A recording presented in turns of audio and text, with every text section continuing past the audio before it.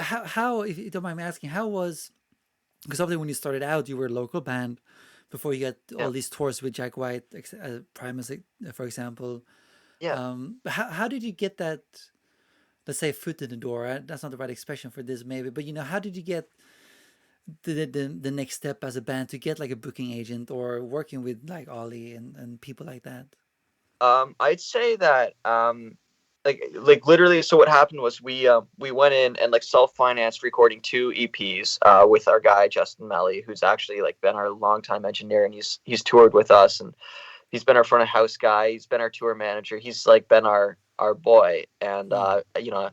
as you know, like you know, when you're on the road, like tensions can like raise and whatnot, and it's like so important to like maintain that relationship for sure. And so we went on the road, we toured hard, we played in front of five people everywhere we went, and it sucked, and we ate shit for like 2 or 3 years before we got any traction whatsoever. And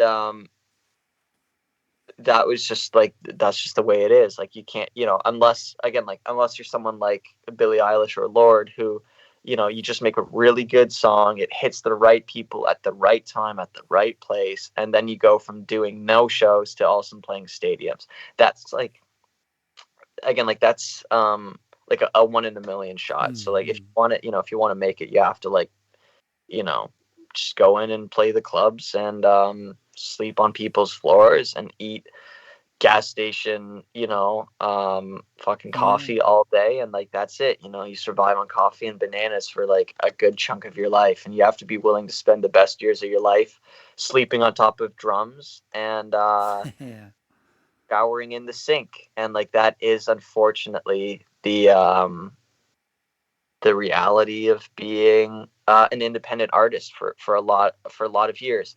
And we caught the attention of our agent fairly like it took like a year between like meeting our agent and like signing with him, just because of like the politics of like of Canada, where the agency that like he had working with was like closing, because it was like again in Canada you deal with like satellite offices a lot, where like basically you have to recognize like the majority of your business, if you're in Canada, is going to be built out of the United States.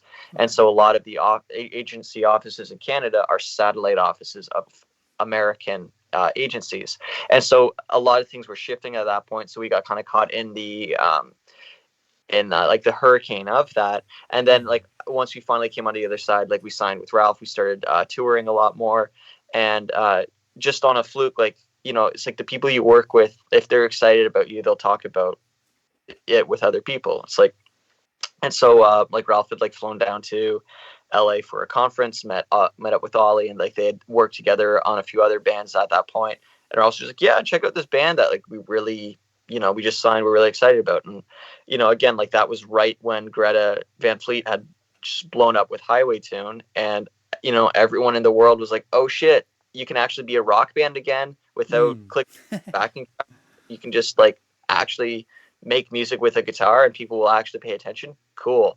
And I think that opened up a lot of like the industry to the idea of signing other artists. And we've actually seen that there's like a bunch of bands out of LA, like Joyous Wolf and what's that other song, that other band? There's a few other bands that like are out there right now that again like are more guitar based and more like organic Mm. uh Mm. rock music. And like we kind of like I think we caught that wave when a lot Mm. of majors were starting to be more open towards bands rather than solo artists.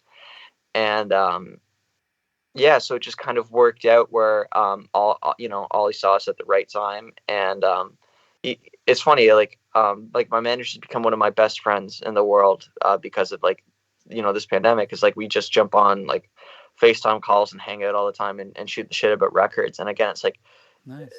you're only as good as the relationships you have, for sure, and at least in this industry. And like I'm so lucky that I got to work with like my best friends Mm.